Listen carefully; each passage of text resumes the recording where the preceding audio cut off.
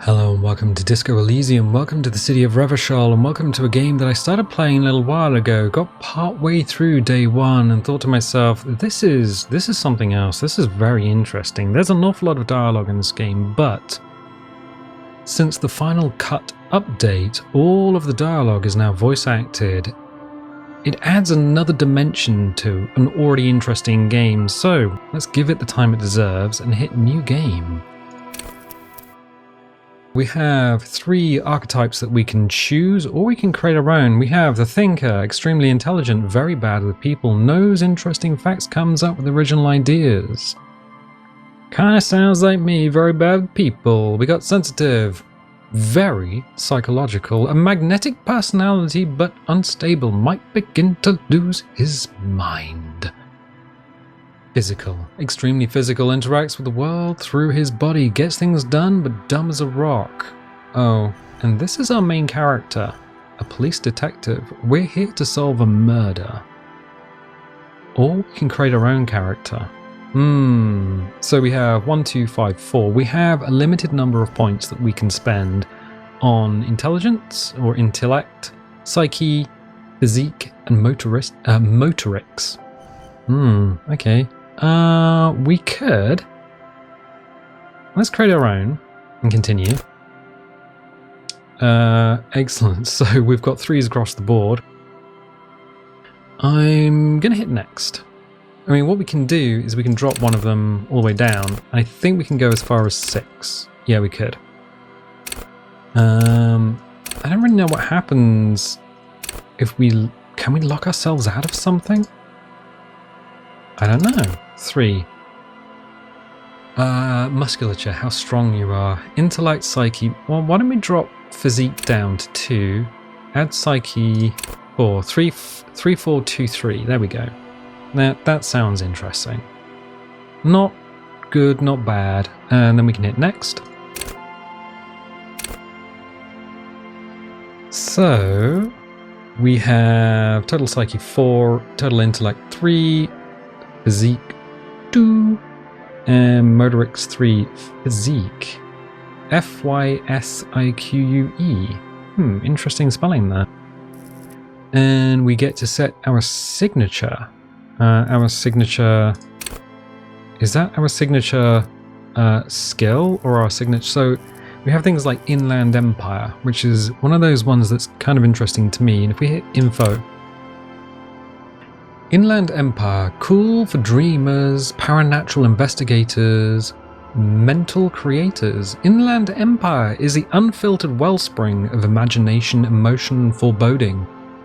It enables you to grope your way through invisible dimensions of reality, gaining insight into that which sight can't see. What's really going?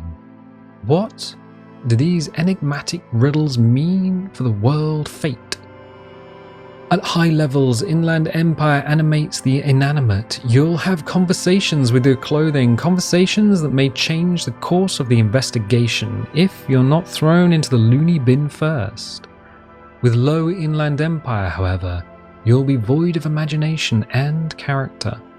And then how will you shape the cosmos? So we have that. We have things like savoir-faire. Savoir-faire. Cool for acrobats, thieves, unbearable show-offs. Savoir-faire urges you to be better than you are. It urges you to be disco. Slip by others in Samaran boxing style, then tumble out the back with unexpected acrobatics. It enables you to move with silent footsteps, to groove to a good beat, and lift useful evidence off perps without them noticing. It also makes you a cooler cop, whose athletic flair will certainly impress the citizenry. At high levels, savoir-faire will make you the king of cool, which is as much to say the most stylish douchebag in Revachol. Nobody will see you until they're ready to be seen, and then they'll get the full treatment whether they want it or not. At low levels, however, you'll be a bumbling, feckless cop, unable to catch a pair of keys thrown by your partner without losing an eye. So, motorics is 3. We've also got encyclopedia. I'll read this one last one and then I'll choose one. Encyclopedia, cool for thinkers, historians, trivia freaks. Encyclopedia makes you a know-it-all. Turning your mind into a database of facts, it enables you to draw on these facts innately, offering a wealth of background knowledge to all things related and unrelated to your case.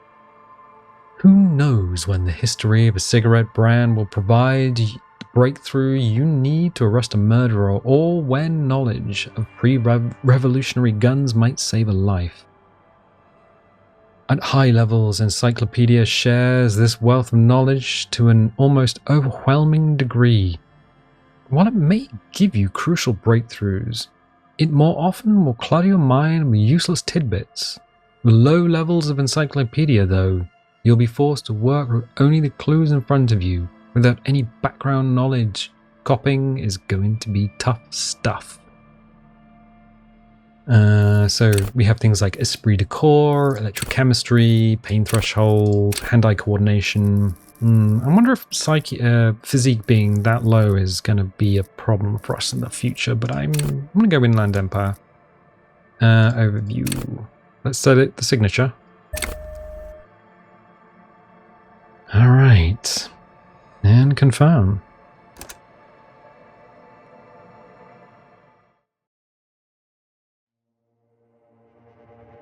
The Furies are at home in the mirror. It is their address, even the clearest water, if deep enough, can drown. There is nothing. Only warm, primordial blackness. Your conscious ferments in it. No larger than a single grain of malt. You don't have to do anything anymore. Ever. Never. Ever. Never, ever, ever? Never, ever, ever, baby. Simply keep on non-existing. An inordinate amount of time passes. It is utterly void of struggle. No ex-wives are contained within it. What was that about the ex... something? An awareness creeps up on you. A mass lies hidden in your dead angle, soaking in some lurid acidic sauce. It's bloated and shameful, a ball of meat surrounding you. This is a terrible line of questioning, and it will only lead to more awareness of the meat thing. Now I wanted to know about the X something, or plunge into the fathomless deep. Well, let's plunge back into the fathomless deep. There. No ball of meat. No light in the formless nothing. Just night swimming. How about you cough up some more of that sweet oblivion? Coming right up, sir. Smooth passage. Allons-y, let's go. Alright. Nothing town to fuck all borough. Let's visit the ancient Zero home. Great choice, Elder One. It has always been like this, and it always will. Don't stop, keep singing, sing me the song of death. The song of death is sweet and endless. But what is this? Somewhere in the sore, bloated man meet around you. A sensation. Like a fly to the ointment, your conscience sticks to it. The limbed and headed machine of pain and undignified suffering is firing up again. It wants to walk the desert, hurting, longing, dancing to disco music. You can take it. You're a champion. Mother help me, there's a head attached to my neck and I'm in it? So this is Volition talking to us. And as we talk, as we have conversations, there are rolls going on in the background, and we succeeded in one of these invisible rolls, which is why Volition is having this conversation with us. Mother help me, there's a head attached to my neck and I'm in it. The stench of liquor rises from your mouth, and with it, an ungodly headache.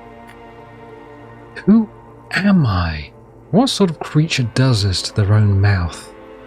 A fiery streak penetrates your skull, trying to force your eyes open. It's a sound, a clarion call from hell. Open your eyes.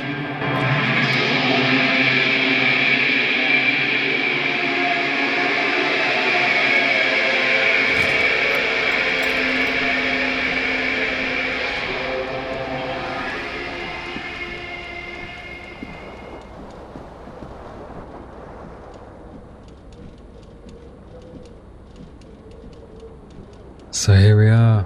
This is us. And it is 8:05 on day one. There are some things you need to know. Time does not move unless you're reading, having a conversation, or sitting on a bench. So you can effectively teleport around without teleporting around, traveling without moving. If you hold tab, you get to highlight things in the area that you can look at, and anything with a circle on it you can interact with, including anything that's hovering around your head, which is sometimes quite important. So, this magnum-sized bottle of Commodore Red is empty. Looks like someone tore out the tape while the song was playing. This reel-to-reel tape player is still on, rolling empty. What is this? Oop. Huh. Take all. Item gained, empty cassette case. Interesting. Kept disappearing while we grabbed that. Take all. Item gained, left shoe. We got some pants here. Take all. Item gained, flare cut trousers. Now the interesting thing is that it's already put that on. If we look at clothes, sometimes they give, here we go.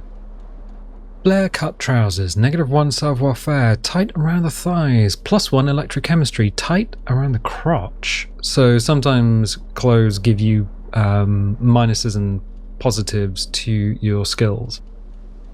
So you need to sometimes play dress up Barbie when you have enough clothes, and your inventory is just infinite. When you pick stuff up, it just stays, as far as I know. We need to find the other shoe. So, oh, we also now have this around our head. So if we click on the ball, You hear a jingle. Keys are clinking in the pocket of your flare-cut pants. ooh, fish them out. It says Whirling-in-Rags on the aluminium key ring. There is a single key on the ring. The number 1 is etched on it. It should open the door. Aluminium. So the city of Ravachol is sort of Europeville. There's a lot of European stuff going on. It's kind of a parallel to our own world, although very 70s, 80s. So yeah, interesting. We can also look at the window. The window stands broken in its frame. Cold wind blows in. So we have a check that we can do. This is a white check. You may retry it. So Snake Eyes always loses, Boxcars always wins. So double 1 will lose, and if we get double 6, no matter what the roll, you would always win. So double 6 is Boxcars. Visual calculus. Let's roll that. The shards face outward. Whatever broke this window came from the inside. Did I break it with my own hands? Look at them. A fine web of scarring covers the back of your right hand, but none of it is recent. What did this then? More likely a projectile than a held object. There are no fragments on the floor from pulling a tool back in after impact. Assess the size of the impact. It is too large for a bullet, yet too small for a piece of furniture. You're looking for something heavy and larger than your fist. Ooh, continue. The single green shoe you found fits the hole almost as well as your foot. It would have also been heavy enough if thrown with force. Congratulations. You smashed the window with your own shoe. Now you only have one. If you're lucky, you could still find the other one on the balcony outside. The door to it should be outside your room. Maybe it wasn't me? You mean someone else took your shoe off and smashed the window with it? I should go and get that shoe. A cool wind gushes in. Your toes curl up from the cold. Okay, so 805 is now 809 because we had a little dialogue there. What else have we got?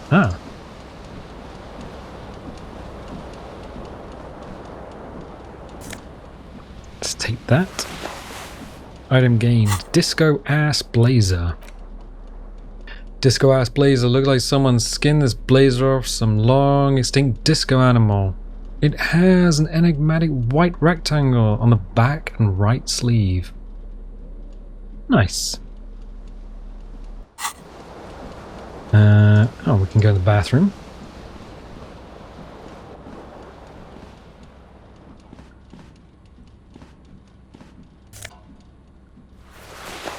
Item gained. White satin shirt. Ooh. So we get +1 conceptualization, a real statement to wear, -1 suggestion, unsavory odor. This white satin shirt used to be fancy, used to really catch the light. Now it smells like someone took a piss in the armpits.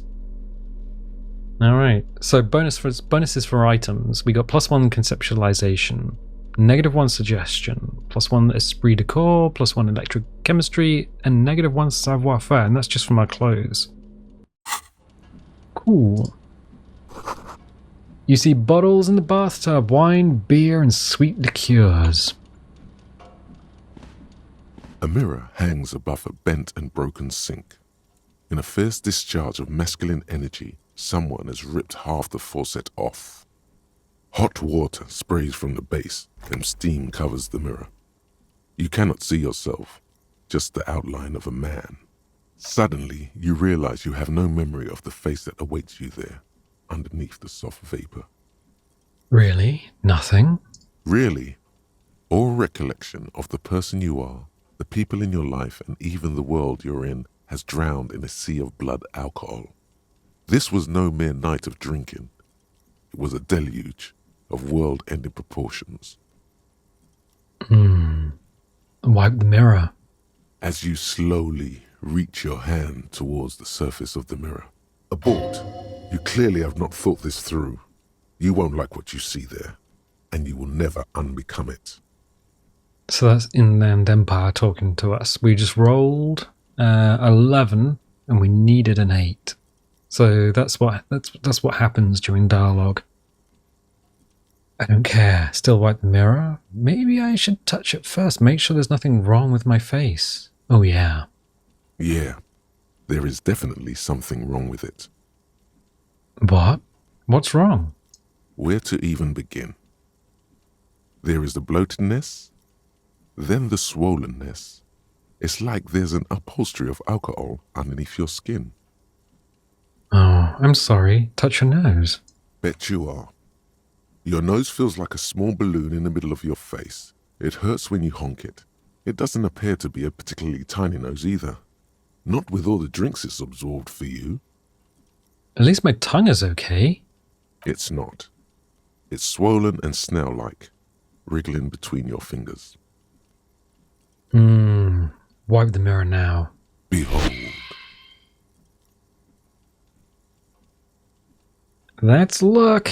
And now we have a portrait in the bottom left. You have no idea who this thing is, do you? Of course I do. It's some kind of superstar. I think I'm a superstar. It appears you're also dead. There's clearly rigor mortis on your face. Oh wait, is that an expression? Are you trying to make an expression with that face? Why? I think it might be because I'm a superstar. Please stop. It's horrible. You're scaring yourself. No. This is what superstars do. Continue making the face. You can't, can you? It's like it's not even voluntary anymore. You have worn that grin into your face, and now it won't come off. What does it even mean? What is the emotion you're trying to convey?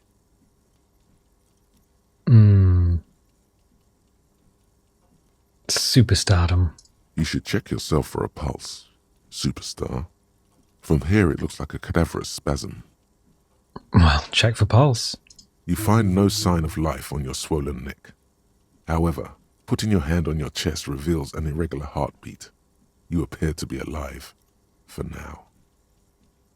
So we have 2 checks. Attempt to stop the expression from happening. Very low. Electrochemistry 3. And Encyclopedia 3. So we have 3 points in this. These are white checks. So we can re-roll it. I think we might need to put... Oh, do we need to put points in it to unlock it? I don't know. So formidable 13. We would probably need boxcars to get that. Dig deep into your mind to locate the source of the expression. Like the rest of you, it comes from a bad place somewhere in the past. That's all you know for now. Well, let's see if we can use electrochemistry to stop it. It's too late. Like an image on film. The expression belongs to your primary motor cortex. It would take a minor neurological miracle for you to cease producing it. Let the mirror be for now.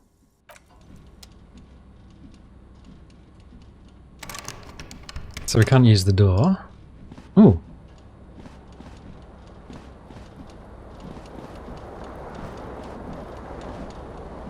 This fan has 2 chain pull switches. One ends in a tiny fan, the other in a light bulb. A truly horrific necktie has somehow attached itself to one of the blades. Or has it been consigned there as punishment? You feel as though this creature is your friend and wants to reattach itself to your neck so that you may continue your adventures together in this strange world. So we would need savoir-faire, but it is 42% even roll. We can... I think the light bulb, given that we look like we're suffering the hangover to end all hangovers, was probably a bad idea. You can die in dialogue if you choose the wrong option. So we have on the bottom left, we have health and we have morale. And if health gets to 0, you die. I'm going to pull on the fan. The blades come squeaking to a halt. It should be easier to reach the tie now. High, 83%. Well, let's roll it. You reach out to grab the tie, but what's this? Diffuse, radiating chest pain. Doom comes over you. Grab your chest. This is bad. Feels like sharp stones grinding in your chest and keeping you from moving. For quite a long time. Still ongoing. Now is a good time to start worrying. Finally, the pressure recedes. You find yourself covered in cold sweat and trying not to move, hoping it will keep you from dying.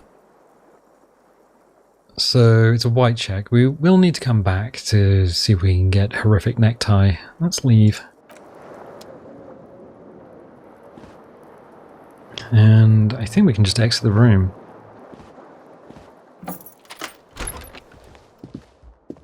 Yes, we can. We do need to... Oh, what's this? There's something on the table. Oh, money. Okay, take it. So we have 0.4 real.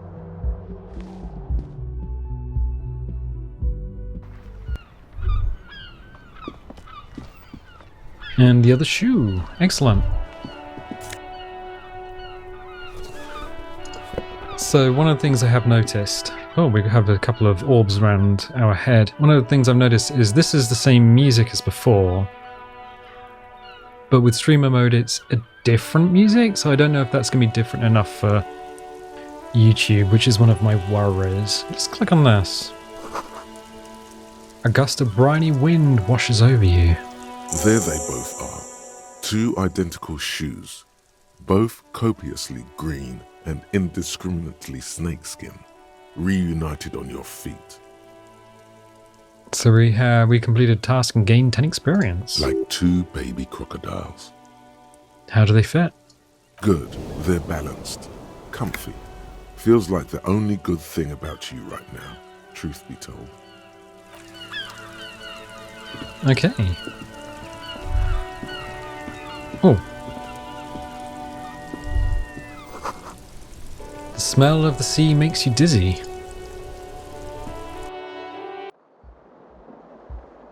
Nice. Is there anything we can interact with here? Oh yeah, look. Hello, officer. The calendar says it's March. The year is 51. Hello.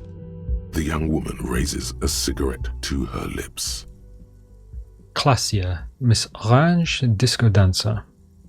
Her eyes are brown and her face is speckled with birthmarks. She can't be more than 28. Turn your bloated face away from her beauty and just keep on walking. So we can just leave. Officer, am I military personnel? No.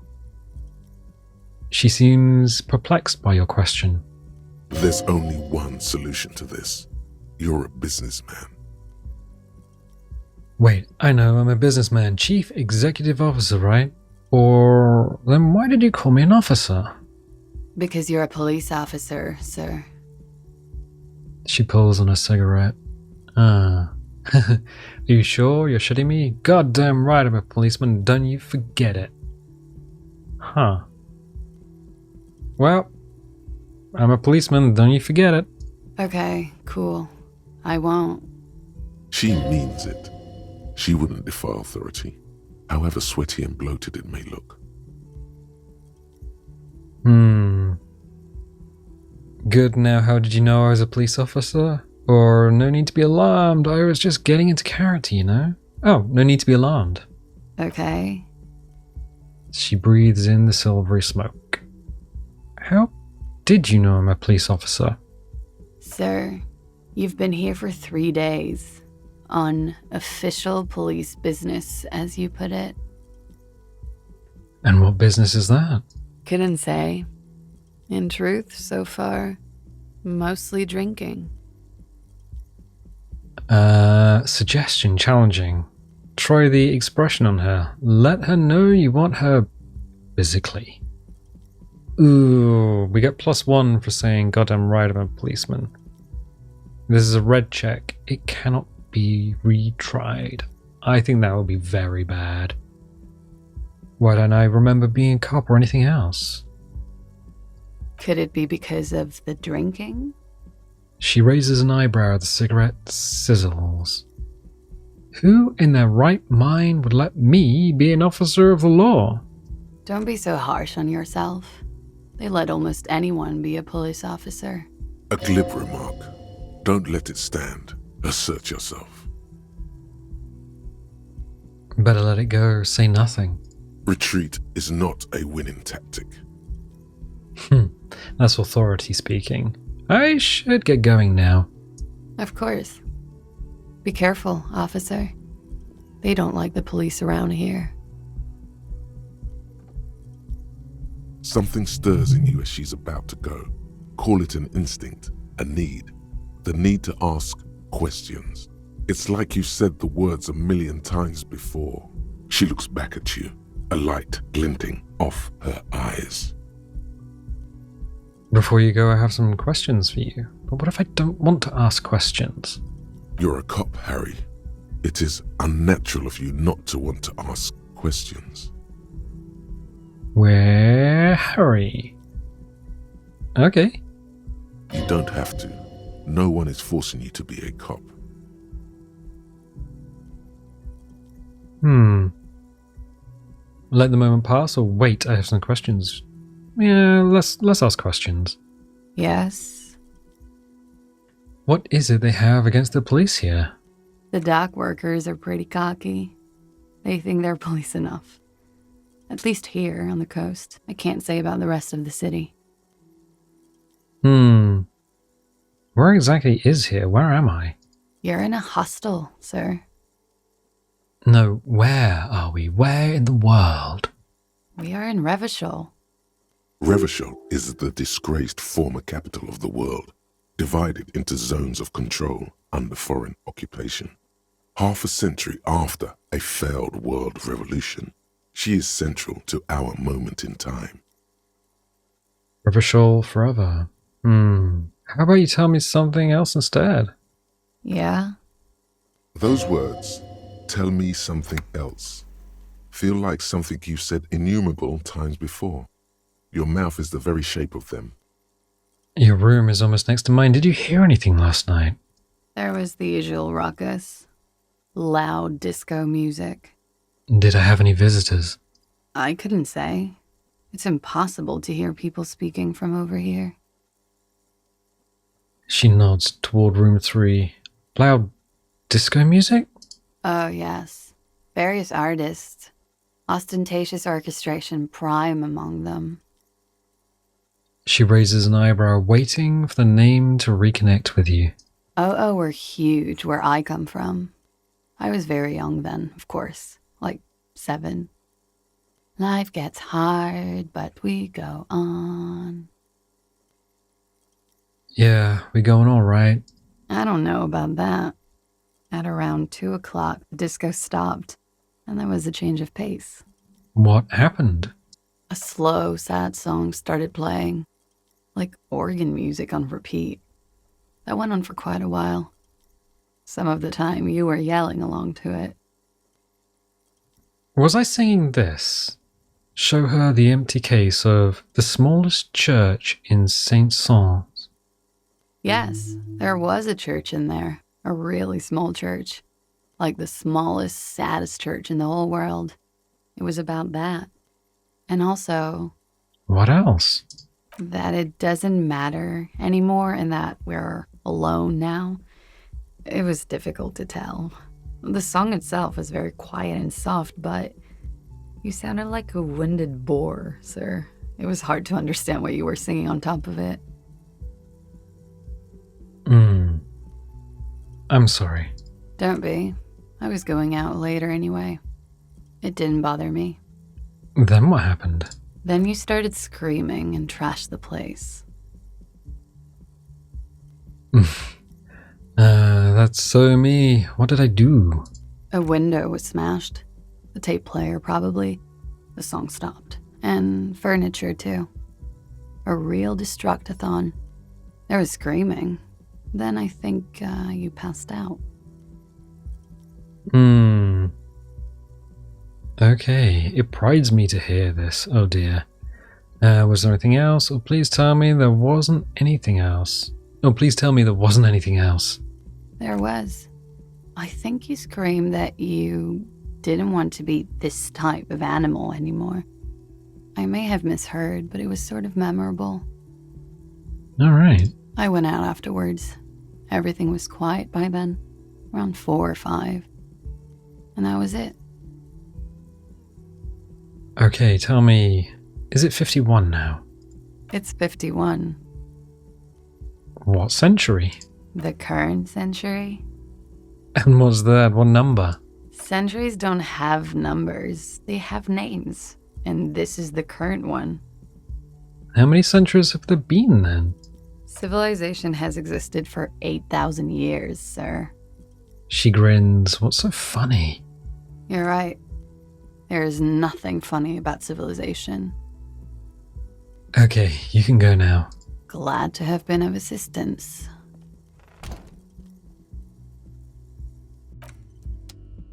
We got a lot of information, but probably not the best outing for a police officer. What's here?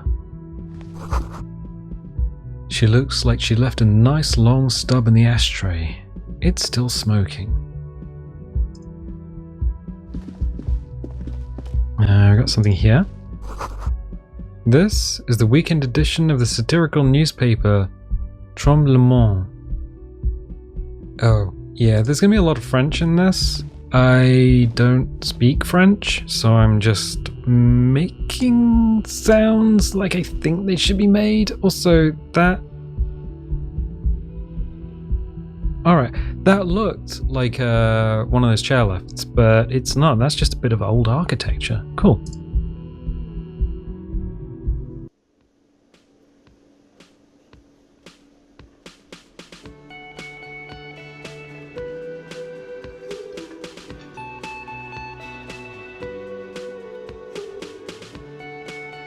Okay, let's have a little look around. We've got... Now this is where the lyrics would be. Big old karaoke mic just waiting for someone to sing into it. The speaker is connected to the radio. The music is seasoned with static. Ooh.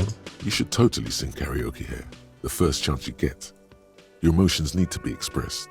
People need to know your vast, oceanic soul. My soul is immense, or my soul's cubic content is obscured by the hangover. My soul's cubic content is obscured by the hangover. Of course, at this point, precise measurements of your soul can only be performed from the outside. It needs to be heard. Through a PA system, by other people. This goes well with a theory I'm developing, that I'm a down-on-my-luck superstar person. Who is mistakenly identified as a cop for his prominent jawline? Yes, sounds likely. You should probably go on stage and pose for a moment when you're done with this thought. See if it works. What should I sing when it comes to it? You should sing the sad small church song from that tape you found. Thought it was obvious. Of course, they'll really get a gauge on my soul with that one. Serves them right.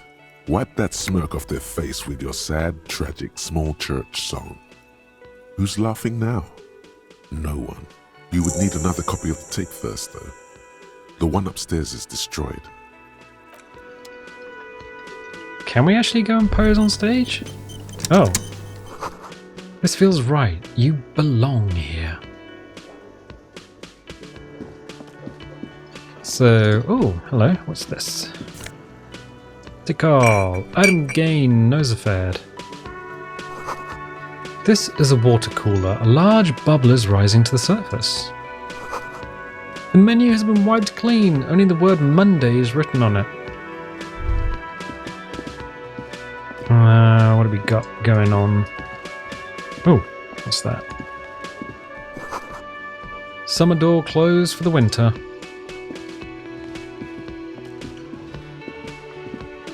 What's this? A bottle of rum has been knocked over. Beautiful dark liquid is spilling out.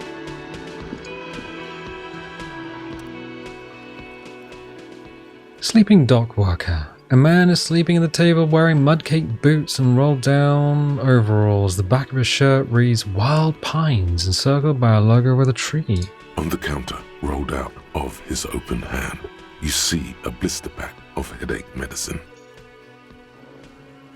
Physical instrument, wake him up or pick up the pills. Oh, let's pick up the pills.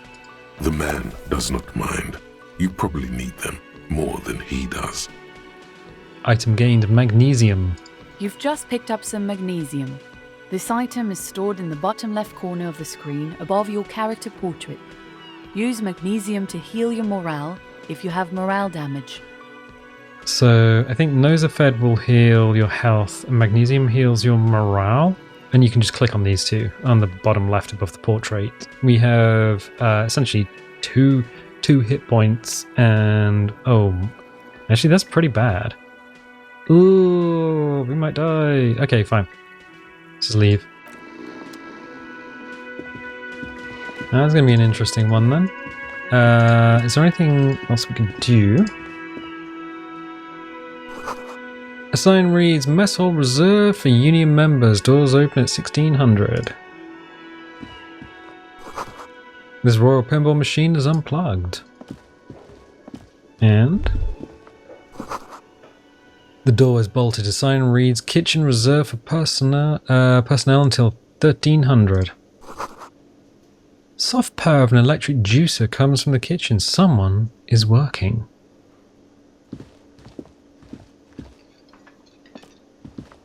A man in his late 20s stands behind the counter, inspecting a stuffed seabird. As you approach, he gives you a sideways glance, then looks down again. That was disdain in his eyes. Even now he is purposely ignoring you. Looks like he's not a fan. Look at the stuffed bird. A competent work of taxidermy. The white and brown seabird lies among piles of coasters and drying mugs. One of its wings broken. The man is trying to mend it. Looks like the bird was ripped off the shield that was used to mount it, most likely on a wall. Something about it makes you feel bitter. What happened to the bird? Look, your buddy is over there. He looks at the doors where a man in a bomber jacket is tapping his foot on the floor. Why don't you go and talk to him, okay? What do you mean, my buddy? He pretends not to hear you, concentrating on the bird instead. I sense you're not a fan of mine. Oh no, you're a hero. A real hero cop. Could the massive property damage upstairs have anything to do with this? You're being sarcastic. Am I? Or did you ride in, take the body down, solve the murder, and not trash my hostel room? Oh my god, I did all of those things? I do not appreciate your tone. This is no way to talk to an officer. I'm guessing I didn't do any of those things. I do not appreciate your tone. This is no way to talk to an officer. Oh, it's not? He raises his shoulders like he's about to say something more, but then gets a hold of himself. You're right. It's not. He has no respect for you personally, but this man sees himself as a law-abiding citizen, and you a representative of that law. He tries to avoid outright conflict. Let's leave. Okay, I'm just gonna... Hello, sweetie. You shouldn't keep your colleague waiting. She nods towards the man in the orange bomber jacket. Oh, I suppose we're gonna have to do this. A bespectacled man in an orange bomber jacket is tapping his foot on the floor. Looks like he's waiting for someone. You. As you approach, he narrows his eyes and extends his hand in greeting. If an assault were launched on this building right now, if the windows came crashing down and the whole world descended upon you, this man would hurl himself in death's way to save you. You are sure of this, but why? Oh, shake his hand. Hello, I'm Kim Kitsuragi, Lieutenant, Precinct 57. You must be from the 41st. Lieutenant, not lieutenant. Interesting. You realize he is waiting for your name. This is your chance to come up with a really good name for yourself. Get creative. Conceptualize. Well, we have 4 in conceptualization, which gives us an even, well, greater than even chance. But we were called Harry earlier. Alright, let's invent a name for ourselves. Concentration makes you squint your eyes. Your name should be deep gold and orange, like a forest fire looming on the horizon, but mixed with the stench of liquor rising from your breath. You're 2 steps closer to it, but there are still many to go. Ooh, it's not yet time. I really don't know my name. I'll say nothing. I'll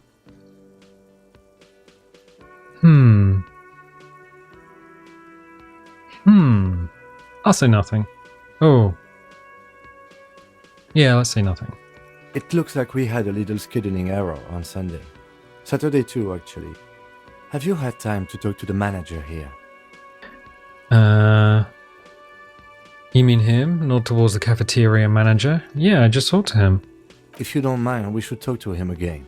Ask him for a rundown of the area. Now that I'm here as well. I understand the scene is out back, right? It also wouldn't hurt to assure him the police are finally here. In full force, I mean. Have you mapped out the initial interviews? Yes, the police. I'm aware I'm a policeman. What interviews I haven't.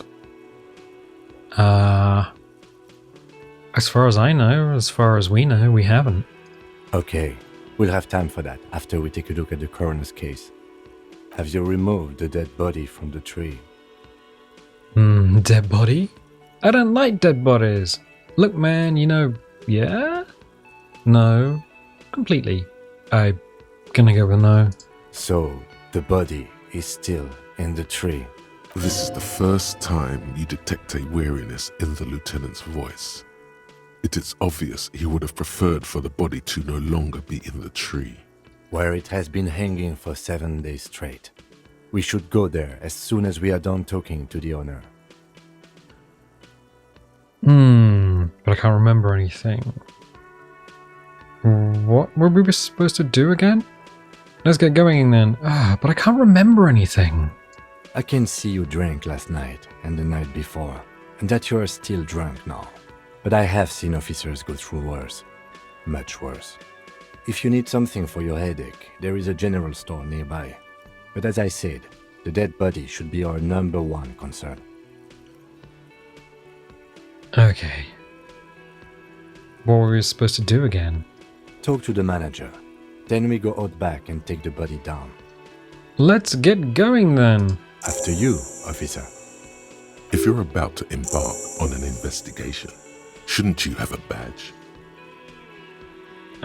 Interesting. So logic. We rolled in the background. Wait, shouldn't I have a badge or something? Check your pockets. You mean you don't have a badge? I can pretend to found it, or it wasn't on me when I woke up. Losing your identification card is a serious matter. My vehicle has a shortwave. You can use it to report your badge missing. I advise you to try to locate it as quickly as possible, but getting the body down should still take precedence. Lieutenant Kitsuragi is now in your party. You can talk to him whenever by interacting with him. Thank you, Siri. I've left the tutorial agent on. It's kind of jarring to hear her voice. I know that it's needed to sound different to in-game characters, but it's still a little jarring. But yeah, I've just left it on. You can disable it in the options, and I believe there is a cute little comment if you do that on the overlay. Alright, let's go talk to this guy. The man with the unimpressive beard notices you approaching. He drops the ledger he was holding and turns to the lieutenant. Mr. Gart, right? You run this place. Yes. He responds tersely. I am Kim Kitsuragi from Precinct 57. This is an inter-district investigation, so joining me from Precinct 41. He looks to you, realizing he still doesn't know your name. I'm currently in between names. The Harbinger of Ruin, or what is golden orange, like a forest fire but smells like liquor. Say nothing. Right. Now, I know it took us a while to arrive at the scene. It also took you a while to call us and report the dead body. It was you who placed the call, yes? No, I only just got here. It was probably Sylvie who called you. She usually works the bar here. I'm only temporarily taking over her duties. Do you have her number? As a matter of fact, I do. He looks behind a pile of coasters, finds a slip of paper, and hands it to the lieutenant. You said you just got here. From where? Are you a local? What, of Martinez? No, I live in Jamrock. I only sometimes come here to keep an eye on the place. This is just one of the many, many cafeterias I manage. But you still know your way around, yes? In case we need directions. Yes, I know where some things are, but As I said, I don't live here. I just used to work here. And I'm not going to start working here again, if that's what you think. I didn't imply that. Detective, Yes? I have everything. You? Oh, you mean, do I have questions? Yes, he means, do you have questions for me, like a police officer would? Are you the bartender? No, I'm not the bartender. I'm the cafeteria manager. He's very animated all of a sudden. This is clearly a touchy subject for him. What's the difference? I have 3 cafeterias I manage. 3. Get over it. Where exactly is the body? Behind this building, there's a courtyard. They hoisted him up on a tree there. And how do we get there then? That's easy. See that door there? First you exit through that. Then to your right, you should see a big hole in the fence. A really big one. You can get to the courtyard through there. No need for the keys. The hole is big enough for the Franco-Nigerian cavalry to fit through. Does he want you to feel guilty of making that hole? It's implied in his voice. Why did Sylvie go away? She went away because none of your business. Oh, fine. Extra fine. Who killed him? I don't know who killed him. I'm not the police. That's your job. Did you kill him? What are you, crazy? Of course I didn't kill him. That's all. Let's go. Not so fast. You owe me 130 real. Okay, we can use savoir-faire. Red check, it cannot be retried. Slip away unnoticed. Or, I don't know, you shit. Or, what's real? Oh, excuse me. You owe me 130 real. He pronounces the R with a mock aristocratic accent. The IIR, or Inter-Isolary Real, is the global reserve currency. Whatever part of the world you're in right now, it's safe to assume he means you owe him some money. By real, do you mean some form of street cred? No, you don't owe me street cred. You owe me money. You owe this establishment 130 real. He points to the red ledger on the counter. But what do I owe this place for? Let's see. 3 nights at a tariff of 20 real comes to 60 real. Then there's the window you annihilated. The hole in the window was the first thing I saw when I came to work. So don't try to tell me you didn't. That will be 40 real in damages. Another thing you've annihilated is half the bar. You've run a tab of 30 real. Actually more, but we'll round it down to 30 for your hard work maintaining the stability and order of Revachol. That's 60 plus 40 plus 30 equals 130 real. And yes, real is still money. You're under arrest. You can't arrest me. I haven't done anything. I don't know why I said that. I thought it was something a cop would say. Or, okay, you're not under arrest. Authority, medium. Put this man in his place. 72%, but that's still a 30% chance of failure. Let's do it. The words leave your mouth as if walking up the stairs. Everything is going fine until you reach the end and take one step too many. I can? Oh, so apparently I'm a bitch now. Okay, I'll be the bitch, and you'll be the broke cop who owes me money. And no one will arrest anyone because that's insane. How's that? Sir, leash in your tongue. The lieutenant's voice is controlled yet threatening, like it's coming from a different person. The words nail the cafeteria manager to his place. Unmoving, he stares down at the counter with his cheeks reddish. Officer, you need to contact your station. Ask your people for assistance with the money you owe this place. There is a shortwave radio in my car. When you get the time, use it. We need to get this investigation started now. I'm sorry, but I can't let him stay here if he doesn't pay. He's 3 days on the slip. If he doesn't have the money by tonight, he'll have to work this from home.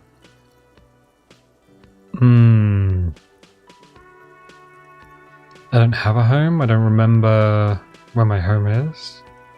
Is there somewhere else I can stay around here? I'll see what I can do. Good luck.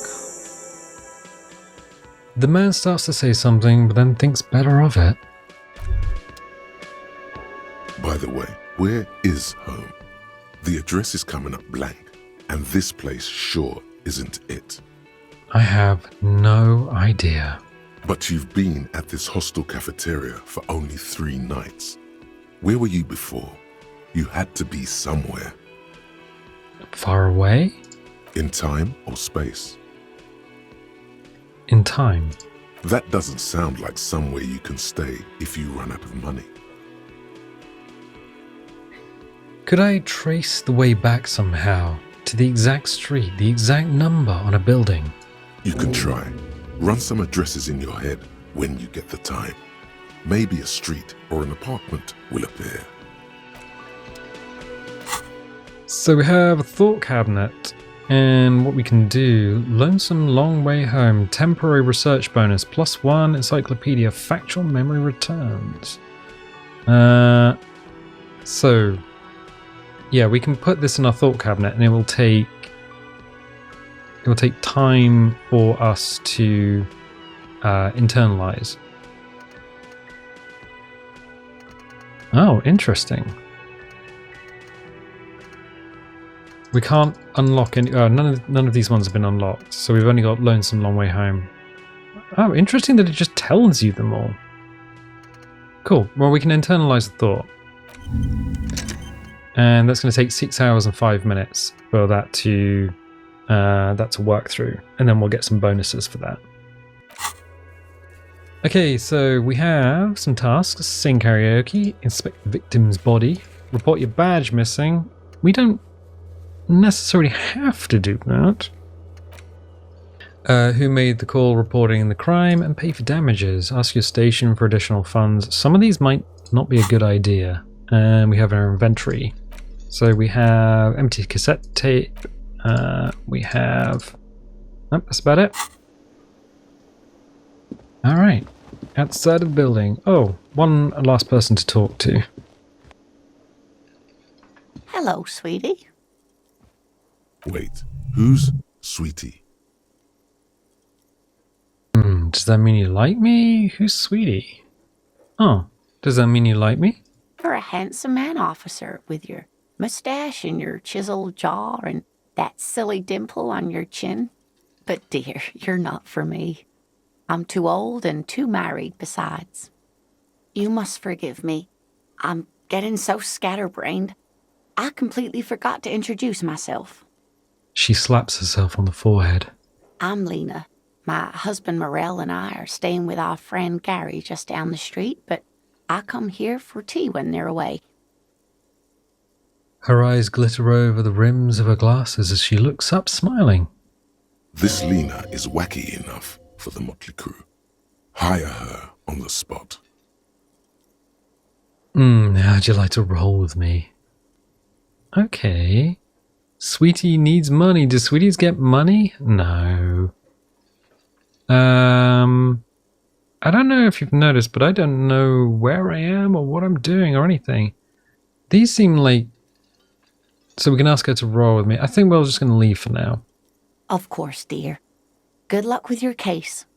She gives you a small wave.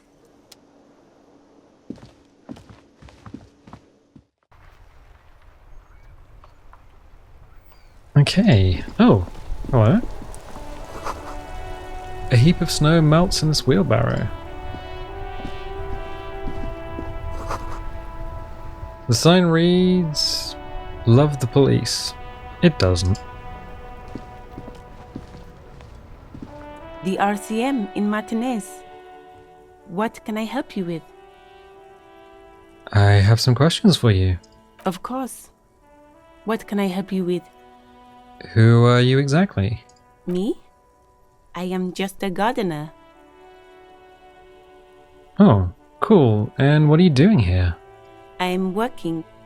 Working on what? I have a greenhouse in the yard there. I've been trying to get some work done. There's discomfort. She stops mid-sentence. But... Well, as you probably know, there's a corpse hanging from a tree there. It smells pretty bad, so I have to take breaks. Don't worry, miss. We are here to clean it up. You can get to work soon.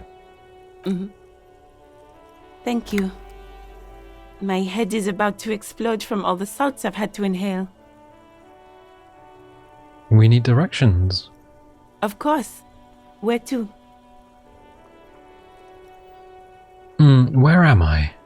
What do you mean? I'm a bit disorientated. This is Revershaw, right? Yes, sir. District of Martinez. This intersection is called Roundabout North. He knows where we are. He just wants directions. What is in the east?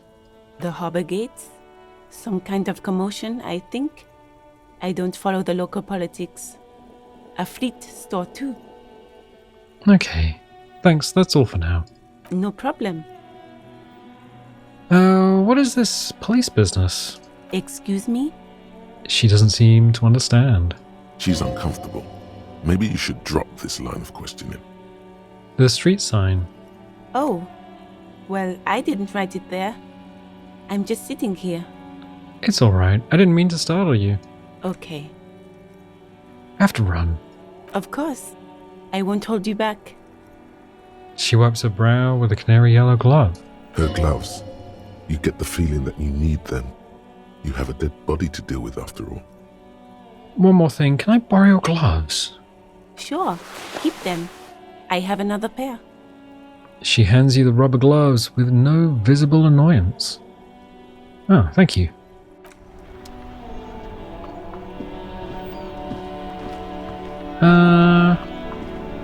Oh.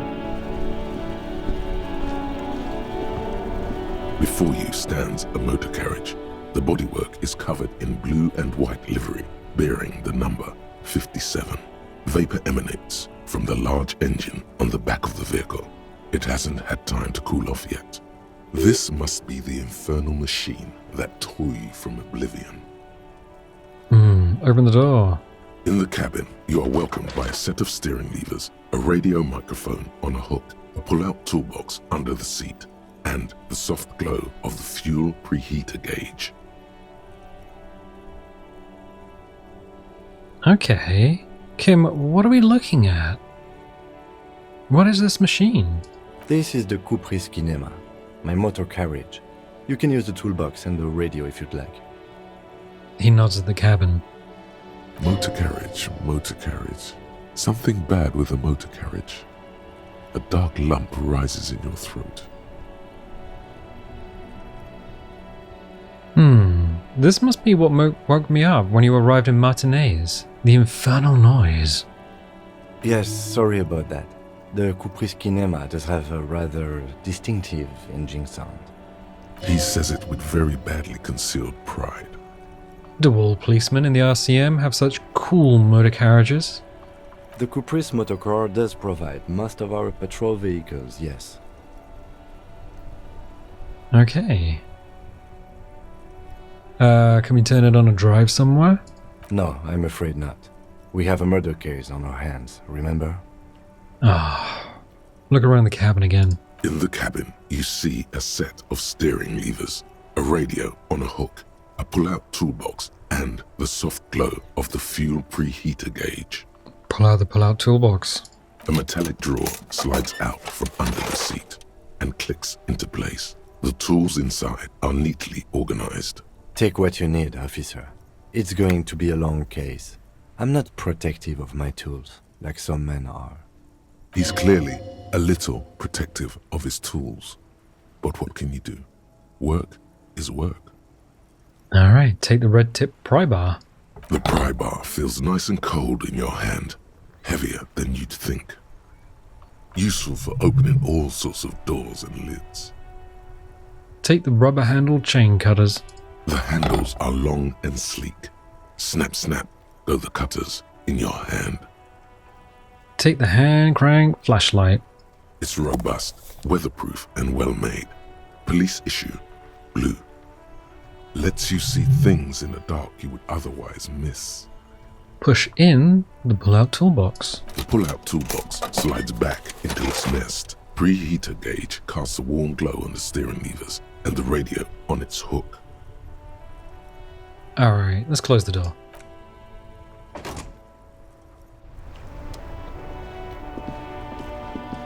Okay, so we picked up some tools.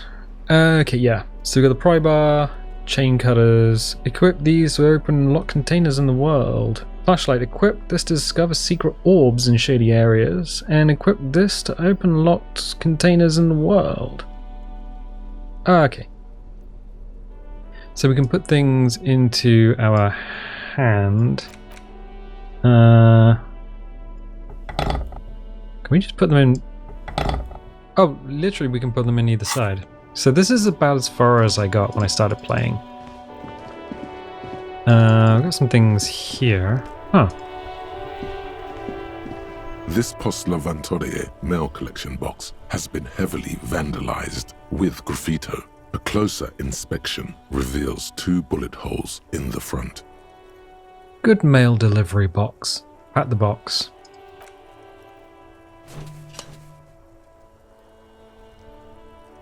The box seems happy. Eat shit pig, fucked by the coon, and St. G with a crown have been scribbled on it. Jenny is a whore, and best set mailbox also. Been there, Post Laventia mailbox. Been there. The mail collection box seems cathartic, thankful even. So do you. You shudder, then you swallow. Leave.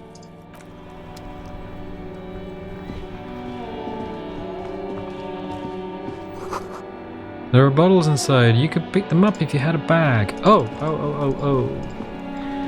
Yeah.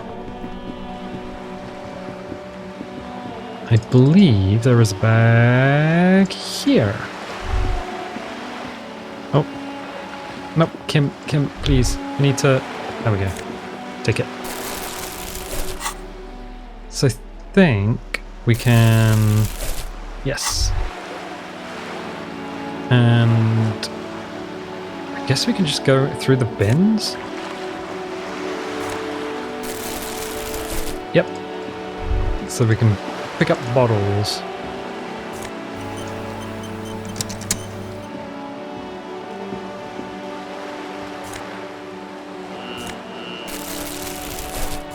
Yeah, we can pick up bottles in the world, and I believe we can sell them at some point.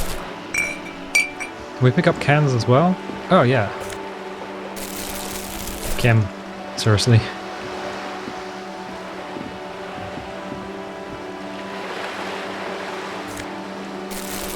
Because we are going to need all of the money to pay back Garp.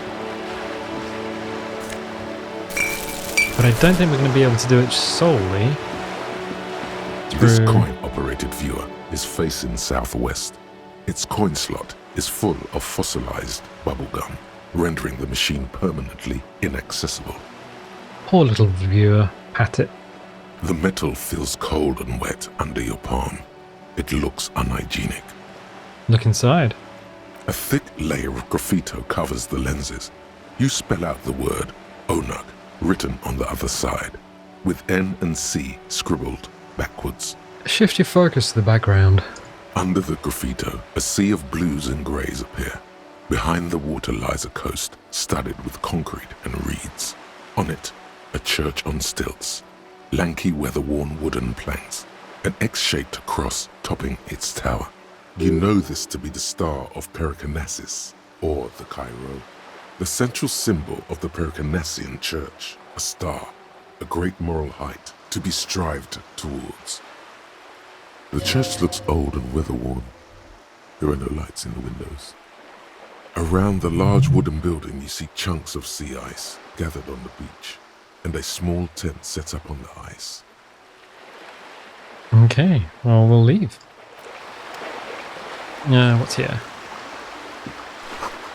The ad reads, broken window, Tibbs has windows. Okay. Let's move on. We really should be looking at the body in the yard and not just moseying on around. Is that something I can pick up? Yes, it is. Take all. Alright. Oh, more bottles. I can't... Kim, please. I can't get to the bottles if you're in the way. There we go. Oh. Alright. Let's... Oh. You see a set of tire tracks in the brown slush that covers the plaza mosaic.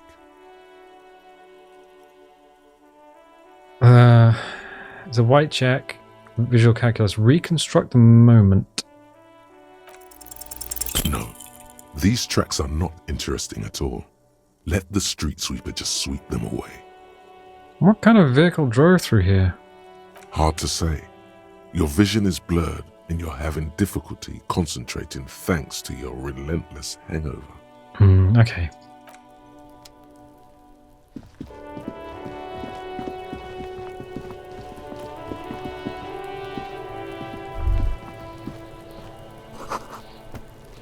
Smells like spoiled meat and curdled dairy. A human being decomposes. There are several footprints in the mud, left by work boots. Anywhere from 6 to 12 pairs have walked here. White check, visual calculus, medium, get an exact count. What do you think you are? A super detective? You're hungover.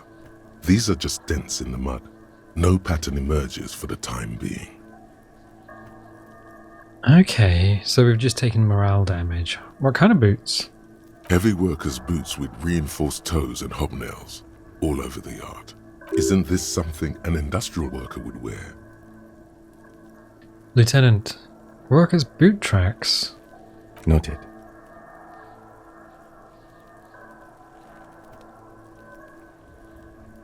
Noted. The lieutenant takes out his little notebook. Okay.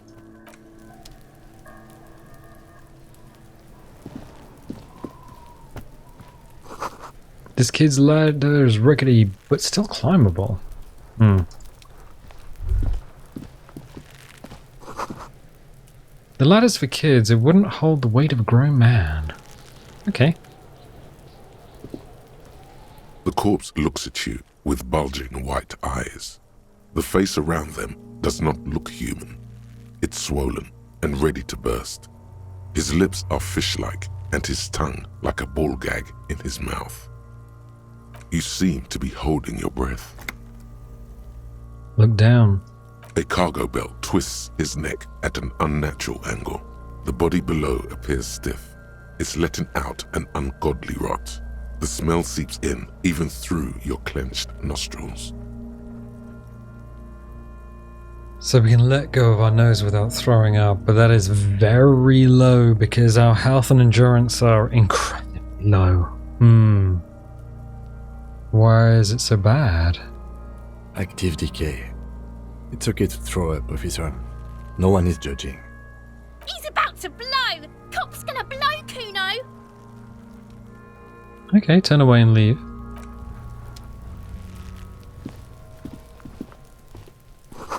Someone is trying to grow herbs in the greenhouse. 20 cents and some magnesium.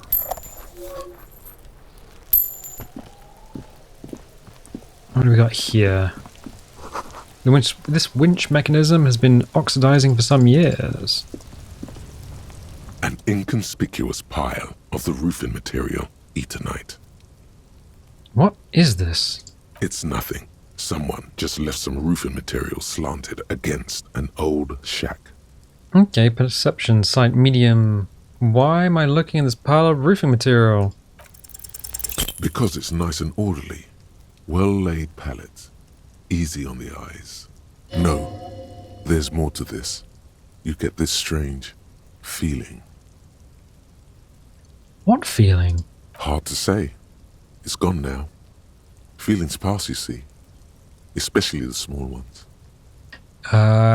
So if we didn't know what is this, then try the roll, we might have had help from Inland Empire. And we can't... Okay, yeah. Can't get in there. Okay, fine. So what else have we got around here? Oh. Got ourselves a bottle. And another bottle. And another bottle.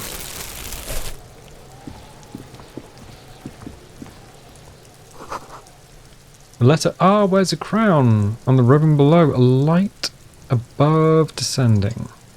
Okay. This trash container is locked.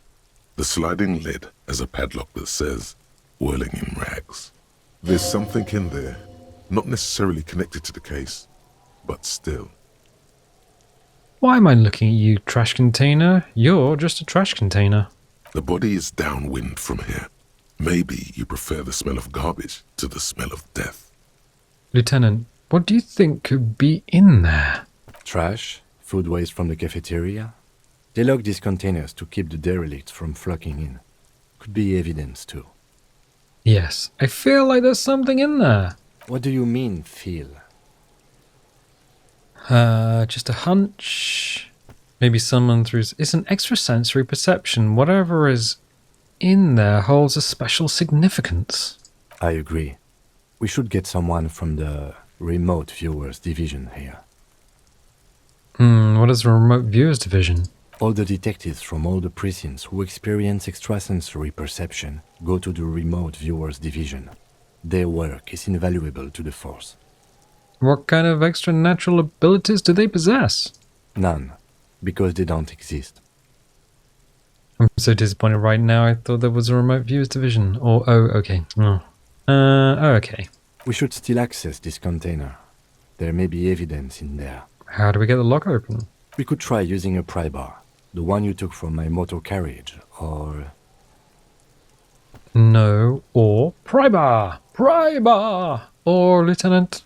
Or we could ask for a key from the manager of the Whirling-in-Rags. He probably has one. So we could try physical instrument, but our physical is very low. Why am I looking at you, trash container? Okay, let's just leave. And see if we can go to the Whirling-in-Rags. I think physical being this low is going to be a problem. I mean, let's give this a shot. Oh, we should probably put the... do we have the gloves on? No, we don't. +1 interfacing. Bye bugs, thick latex gardening gloves and classic canary yellow. Maybe you should retire, take up gardening as a hobby. It's worth a thought. Can I help you? Is the trash container out back yours? Mine? No, it belongs to the Whirling-in-Rags. Thank you for clearing that up. Why do you keep the container locked? Why? To keep the hobos and drunks out. That's why. And the neighbours too. They put their trash there and they don't pay for the garbage company. I thought as much. And are you the only party with access to the trash container? Well, yes. Us and the garbage disposal company. It seems a little callous, doesn't it? Something stirs in you. No, it doesn't. Nothing stirs in me. And it isn't callous, it's common sense. I wonder what this feeling is. Prod at him and find out. Doesn't it seem callous to you, guarding even your leftovers from the poor? Callous? What are you, Kras Mazov? Almost all establishments in Revachol keep their trash locked. The Whirling-in-Rags is not special in that regard. Krasmazov, nom de guerre, was an economist and a historical materialist. He was a leading figure on the Grad side of the Centennial Revolution, where he headed the 9-day government. Mazov is considered the father of scientific communism, Mazovian thought, or Mazovianism. The 9-day government spelt 11. Strange. Maybe I am Krasmazov. I'm no Krasmazov. Yum yum, tell me more. Oh, yum yum, tell me more. He killed himself. I'm no Krasmazov. No one was implying you were, officer. Where were we? We need those keys. What do you need them for? It concerns the case. Please cooperate. The lieutenant's voice is harsh and sudden. Just bring them back once you're done, please. Right, okay, I've seen something here, the one I need to talk about. By the way, I'm gonna sing karaoke here. Okay, goodbye. A woman's hand wrote yesterday's menu. Today starts in a man's handwriting. Alright.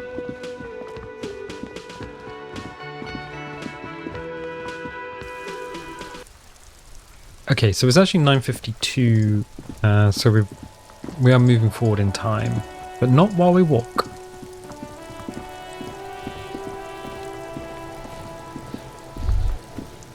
This trash container is locked. The sliding lid has a padlock that says, Whirling-in-Rags. Open the padlock with the key. With a well-oiled crack, the lock pops open. It should now be possible to simply raise the lid. Don't. Maybe you shouldn't. Didn't I have a premonition that there's something in there? There is, but you won't like it. Sweat forms on your brow. Your hand is still on the lid. Open the lid.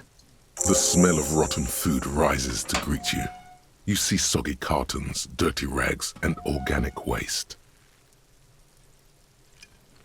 We're just in time. This hasn't been emptied for over a week. Search the food waste? It's just organic waste, cold and slimy on your hands. Apple and potato peels, mostly. Unidentified sludge, and the occasional chicken bone thrown in for good measure. But hey, nothing. It's nothing. Nothing more to see here. What's this? What? A blue piece of plastic sticks out from the apple peels. It's shiny. Looks like the corner of something. Pick it out. Something larger. A clipboard. A blue plastic clipboard with moist papers hanging from it. They look badly damaged, but you can still make out forms and notes, written in a man's handwriting. Officer, is that your paperwork? I don't know what this is. It is. Look, the plastic has the RCM street grid on it. You've even got an autopsy form in there. A miserable-looking slip of paper sticks to the board. If you don't mind me asking, how did this get in the trash?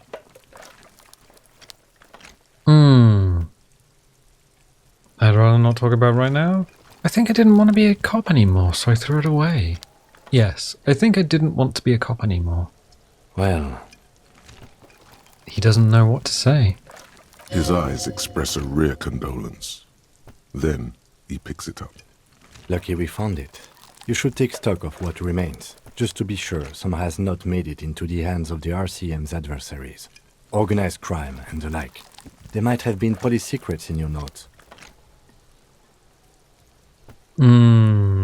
Okay, I'll do that. It would also not hurt to start taking notes on the case. Now, tell me what your eagle eyes see. Or are we finished? Some items, such as the ledger you found, are interactable. Go to your inventory and select the Interact tab to read your paperwork. Thank you, Siri. Since your ledger found, go to your inventory and select the Interact. Okay. Let's pick at the rags. Among the threadbare kitchen towels, something catches your eye. A pair of denim trousers. Oh, grab them. As the legs of the slime-covered jeans begin to unspool from the garbage, a rank corpse smell fills the air. The victim's clothes? Cadaverine odor is faint. If these belong to the deceased, they were removed when he was still in the early stages of decay. Drop them in here, officer. The lieutenant produces a black plastic bag marked evidence from his pocket. Oh, bag the trousers. Guitar-marked blue jeans. Pockets empty or emptied. He wore them with a belt, too. A white belt. The loops appear stretched, but... He looks into the container. The belt is missing. That's it. Do you see anything else in there? I have another bag here. Something slimy catches your eye. Oh, reach for it. A drab, long-sleeved shirt, olive-colored, appears from the food waste, dripping with pus. Oh, bag the shirt. This is a military-type overgarment. No label or serial number. This is the kind of rib-knit shirt that's worn over light armor to conceal it in an urban scenario. Anything more? The rest of the rags are just kitchen variety waste.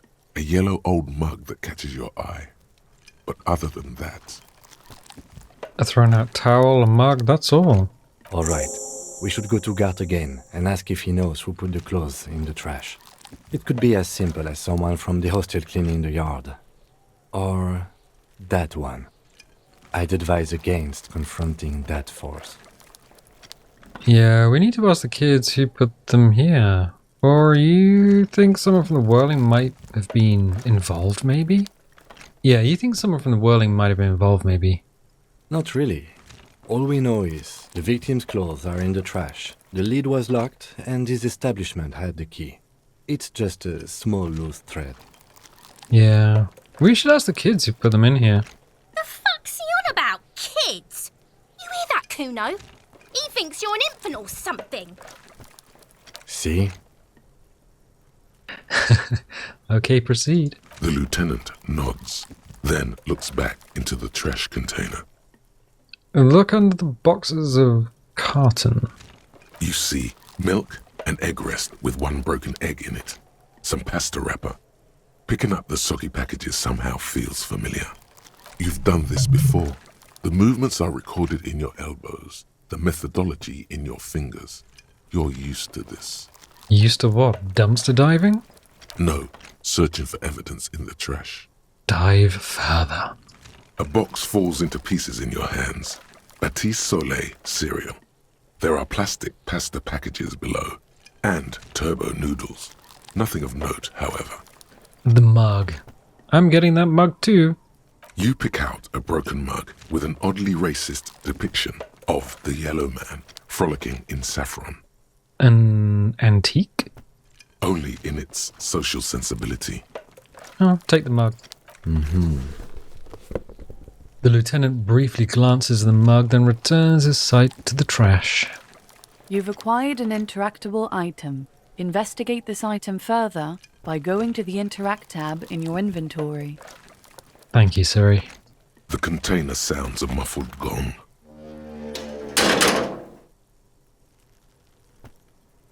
That's one thing off the list. I think we got it all. Okay. So, we have some interactable items. Weaken the yellow man mug. Use inspect button in inventory to inspect the item. It's just a racist mug. What's there to read here? Not much. There's quite a lot to read into here. Actually, look at all that content. Oh boy, here we go. What are you going to say about a broken, tossed-away mug that you dug out of the garbage? Mug will be useful by denouncing I can earn political capital to mask my badass hustling, i.e. fraud and embezzlement. The mug didn't belong in the trash. It wasn't just a funny mug. Can't anyone laugh anymore? I'm going to push this into the face of every merchant I find and tell them this is your inane ideology, or this mug is an example of prejudice. I'm not going to use it as an example of... I'm going to use it as an example of what not to do. Yeah, alright, let's go with one. But it was in the trash.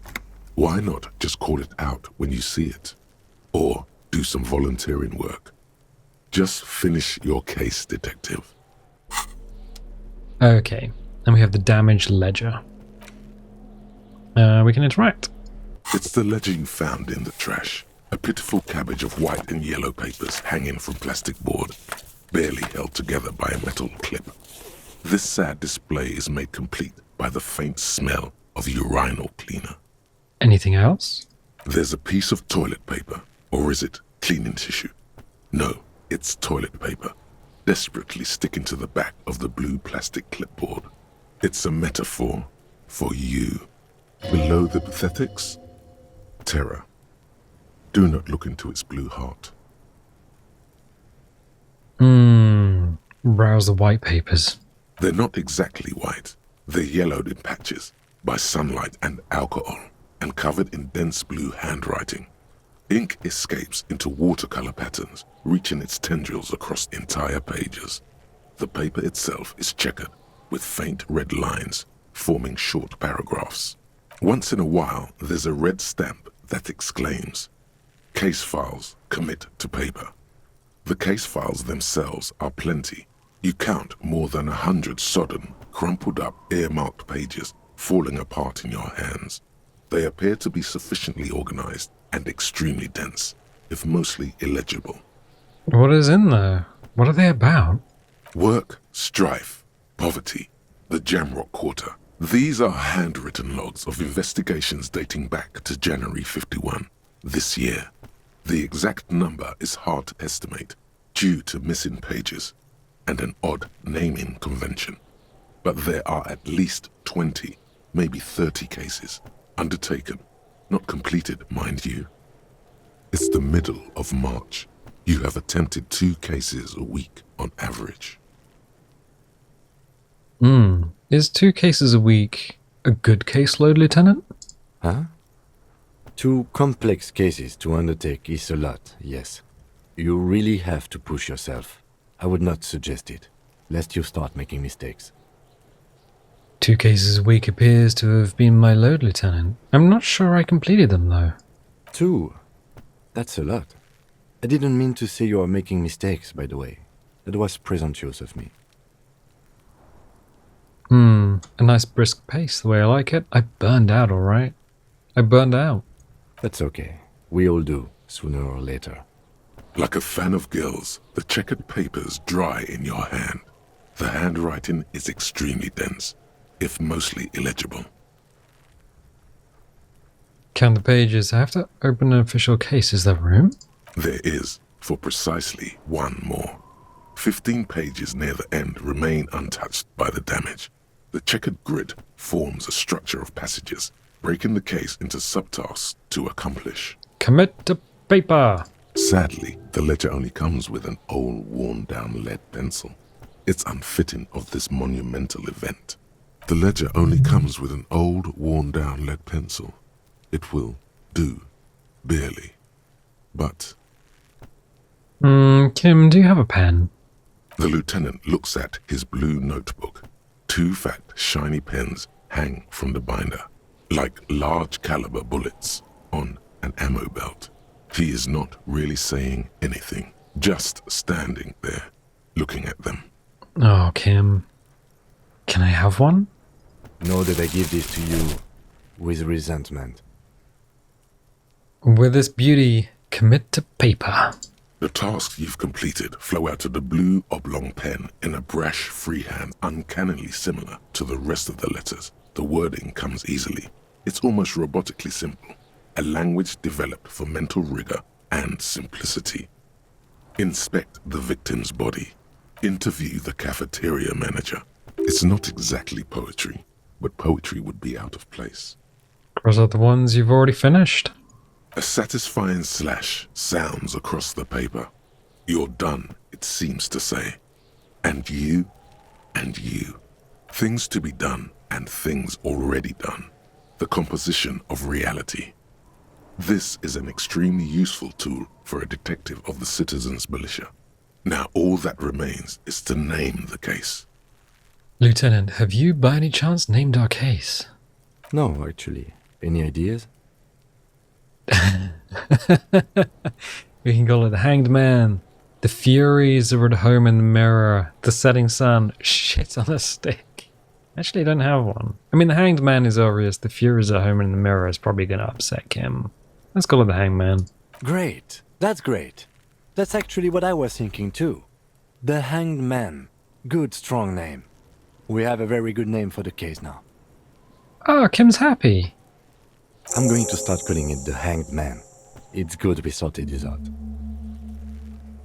Oh, and we got a skill point. Good. There was mention of a naming convention here. Yes, it appears you employ a, shall we say, robust yet literary system. Each investigation has its case number written on the margins. Yet, still more tellingly, most are accompanied by a name, a title, one might say even. One that draws inspiration from snoop fiction and vespertine cop show staples. And my, they're written in capital letters too. Yes, all caps. One is called The Next World Mural. Another, The Square Bullet Hole Murders. Another yet, The Unsolvable Case. More? Others appear more light-hearted. The guys on a couch in an unexpected location, and the murder at the Ukar parlor, even the rare article-free collapsing tenement. Murder features prominently throughout. It's going to take an effort to piece these case files together, but it can be done. Once you're done inspecting them up close. Kim, all my case files employ naming conventions similar to what we used on ours. Yes, how very childish of you. In your and my defense, almost everyone in the RCM uses the titular system, in addition to the official alphanumeric. Why is that? It's a holdover from the early days of the RCM, right after the revolution, when the organization had little idea how to do things. It persists in an unofficial capacity. Officers use these titles to refer to their work among themselves. I seem to have named the case the Square Bullet Hole Murders. Again, in your defense, I seem to have named one the man with the hole in his head. That was a real person. His death was real. Still, I named it that, to amuse myself. I pray his loved ones never find out. What happened to him? Rail spiked through the head. He died. It was a workplace accident. You don't exactly close them, so much as distance yourself from the smelly papers. They're a little further from your nose now. Browse the yellow papers. In the back, you see thin, translucent copy of paper. Some neon yellow, some bright red, all covered in boxes, like marching armies. These look like official forms, waiting to be filled out. Then rip them from the binder and hand them out, according to type of form. What types of forms are there? 3. The topmost are misconduct fines. The middle ones are station calls. And the bottommost are field autopsy forms. Each is easy enough to make sense of. You don't have to be an intellectual giant to do police work. Field autopsy? 12 pages of thin copy paper, bright red in color. You see the parameters of a deceased human form waiting to be filled in. Age, sex, condition of internal organs. Misconduct fine. A monetary penalization ranging from 20 to 250 real. Severe cases allow for 1,000 real, but that requires special paperwork. The details of issuing these fines are spread out over the rest of the fields. Ooh, station call. These are quite sinister in tone.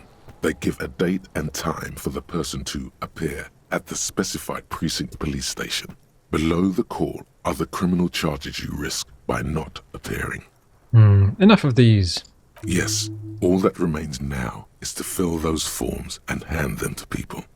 Fines for wrongdoers, interview requests for bad guys, and field autopsies to dead guys. The rest of the stinking cellulose is much worse for wear. Being sandwiched between the board and the rest of the paperwork must have spared the fragile copier paper. Inspect the toilet paper. It's just toilet paper sticking to the back of the plastic clipboard. You can take it off if you want. Maybe it's kitchen tissue. Leave it there, it's cool. Take it off. Still wet, the toilet paper peels off the plastic easily. All you have to do is shake it off with your finger and voila! The ledger now looks marginally better. Smell the ledger. The acidic stench of rotting food is rubbed off on the cellulose. It now forms the base of the experience. This base surrounded by a faint air of spoiled meat, the stuff of death itself, and then sprinkled liberally with the citrus zest of toilet cleaner. Inspect the clip. An aluminium block runs the width of the board, biting down on the paperwork. Its crocodile teeth are the only thing keeping the papers together. A regular pencil, the tip worn down to nothing, has been attached to the clip. Run your finger across the aluminium. It's weird that they use aluminium and lieutenant instead of lieutenant. Okay. The surface is interrupted by a silvery sticker. It's rectangular, sparkling with iridescence. You don't know how you didn't notice it before. Hey, Lieutenant, what is this? What? That thing. It's a halogen watermark. We use it for adding information to RCM property. How can I read it? Any capable light with the right wavelength will do. Like, for example? All RCM vehicles have headlights designed to reveal halogen watermarks. Mine too. This means you can read the watermarks if you just turn the lights on. Interesting. What kind of information? It depends. Aside from an anti-counterfeiting stamp, mine has my station number and address. The information varies by date of issue. How many years you've been on the force, he's thinking. It'll have that. That's all. Thank you. Okay. While a bunch of sodden papers sag from the clipboard in your hand, it's a sorry sight. Okay, so we got +1 because Kim explained the system. If I want to read the case files, that's 58%. That's still... I mean, we failed a roll of 70%. So... look at the clipboard. It's made of dark blue plastic, hard enough to beat someone to submission with. The edges are rounded, however. The U4 size board feels thick and heavy in your hand. Light shimmers on its wet surface. On the back, you see the embossed letters, RCM. Ooh, shake the ledger. Something rattles inside, ever so lightly. Is there a hidden compartment? Oh, peek inside. The plastic shimmers like lapis lazuli, but it is not see-through. You cannot see to its center. How would I open it? With your hands, U4-sized pages hang from the clip screwed to the top of the board. Alright, so interfacing Lonesome Long Way Home. I think that's because we are currently... that's in our thought cabinet, but that's currently researching, which is giving us -1, so 58%, just under 60%. Let's roll it. The two sides of the board appear slightly misaligned, like a drawer that's come off its slides. If you bend the plastic on your knee, slowly, the slides snap back into place. It should be possible to just, you know. Oh, slide the drawer. We've got two I don't want tos, and one slide it open. Let's slide it open. Without resistance or sound, the two panels move against each other. The compartment is now open. What's inside? 2 ticket stubs and a handmade postcard. Oh, wow. Close the compartment. So 2 negatives, 2 positives. Okay, pick up the ticket stubs. 2 octopuses are smiling, reaching their tentacles toward each other in the colored pencil drawings. The tickets permit access to the zoo in Revachol East. The aquarium costs extra. These let you go there, too. Pick up the card. Thin wax paper has been glued to a piece of cardboard. Sounds like leaves rustling when you pick it up. You see violet flowers, floral patterns, patches of glue. Oh, smell it first. It smells of chewing gum, apricot flavored. A touch of cinnamon, the end of summer. You think the label says tutti frutti. Put it back or open it. Open it. Familiar handwriting lines the inside of the card. Looped, round letters in a woman's hand. A young woman in her 20s. There is care, effort, and a smile, you think. Although that is not something you can read from someone's handwriting. Harry, it begins. You're already reading. I wanted to write you a letter so you can read it when you wake up. Maybe it will make you happy. Throw it away, please. But it will make me happy. A merciful wind blows in from the bay of Revachol, dusting the ground at your feet and raising newspapers far away. You feel the card slipping into it. Hold on to it. Read the card. Your hands shake, holding on to it. Every morning when I step out and you're asleep behind me, it says, I find a little piece of sadness in me. I carry it in my chest, down Voyager Road. Every step I take, it grows. By the time I reach the fuel station, it has filled me entirely. I step onto the light rail and look back. Sparks fall from the bow collector. I know it will be like this until late afternoon. when I get off the 42 and walk back to you. Keep reading. You. Every step I take will get lighter. It almost makes me run. Sometimes I do. I can't believe I met you. I can't believe the happiness I feel with you. You have a vast, vast soul, and I will always, always, always come back to it. Keep reading. Kisses, kisses, kisses. You feel the air sucked out of your lungs and the blood sucked out of your head. Everything around you gets dark. Small white dots appear. You feel the ledger slip from your hand. No, hold on.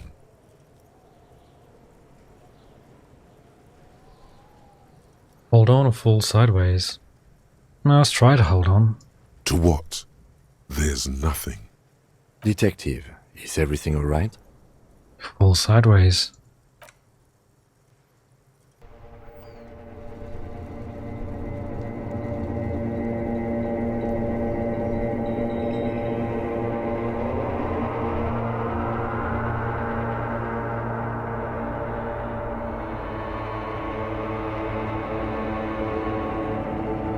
There is nothing. Again. Nothing? Nothing sad, brother. No treachery, just blackout. Just lie there passed out. Well, almost nothing. There is the ground below you, that's still there.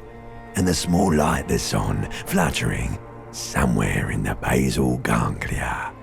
Who's that? That's me. Blue eyes, that's me. And who was that? Who was what? He speaks of the sickening longing, the unwell emotion. Even in the darkness, he's grasping for it. Still trying to hold on to the great sorrows slipping in the water. Slimy. Yeah, that's the stuff. Here in the paleo-mammalian cortex, we call it the shadow. Because it's always there. Where is Voyager Road? There is no Voyager Road. There are no roads, no houses, no lights in the windows. It's all on pause. Was that the X something? The... Bloated corpse of the past resurfacing. No, it was beautiful. Beautiful. Believe me, stupid ape, its lack of beauty was not the problem. Enough. Just lie there, motionless. You think they would let you? Until you disintegrate into biomolecules? No. Someone is breathing on your face now, inspecting your pupils, stupid idiot. I'm not coming back. Oh, but you are. They're pouring something on you. Something in you. It's delicious. Glowing lights on a dashboard emerge out of nothingness. Where am I? In the upholstered cabin of Lieutenant Kitsuragi's motor carriage, seated in the driver's basket. The air is thick with leatherworks and heavy fuel oil. Cold water runs down your chin. Drink. Water. The lieutenant is extending a small canister to your mouth. Yeah, we'll drink. The water is cold, silvery, the stuff of life itself as it pours down your parched throat. The pounding in your head recedes. The darkness parts. Drink. You haven't drunk water in 2 days. Did you know the human body is not made to survive on alcohol alone? You need a secondary form of hydration. Okay, drink. With greedy gulps, you down half a liter of cold water. Some of it spills on the driver's seat. The lieutenant pays no heed to it. What happened? Ooh, I was dehydrated. It won't happen again. I start climbing out of the car. I came in contact with the burnout ruins of the past, Lieutenant. I came in contact with the burned out ruins of the past. That does sometimes happen. He hands you the remains of your ledger. You dropped these. Are you okay to proceed? Let's solve the case or just nod? Let's just nod. Good.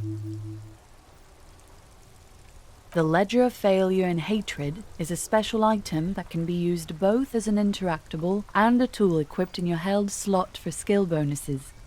Find it under the Tools tab in your inventory. Thank you, Siri. The Tools tab in my inventory. So the Ledger of Failure and Hatred, +1 Inland Empire, +1 Empathy, and -2 Authority. I think it's because it just smells bad. So this is what we were talking about earlier. When we get clothes and items, we can put them... Oh, we got the blue oblong pen. And if it has a price, typically we can probably sell that. Although I don't think I really want to sell Kim's pen. We don't have any clothes here because everything we found so far we're wearing. And we only have the yellow mug. Okay, so if we wanted to up our Inland Empire and drop our authority by 2, we could do that. But what have we got at the moment? Oh, we got the yellow bag from the Freet with all our bottles for selling. Okay, cool. I think though I might leave it there for the time being. So we've discovered the hanging man, we've discovered our case files, and that we are a police officer. Or more accurately a detective, when we've discovered the world around us and interacted with a few people. But like I said, this game is a long one, so I'm gonna leave it there. If you like this, definitely leave a little like. If you do subscribe, remember to dingle the bingle if you want notifications. If you don't want notifications, don't click the bell, and I'll tell you what, I'll catch you next time.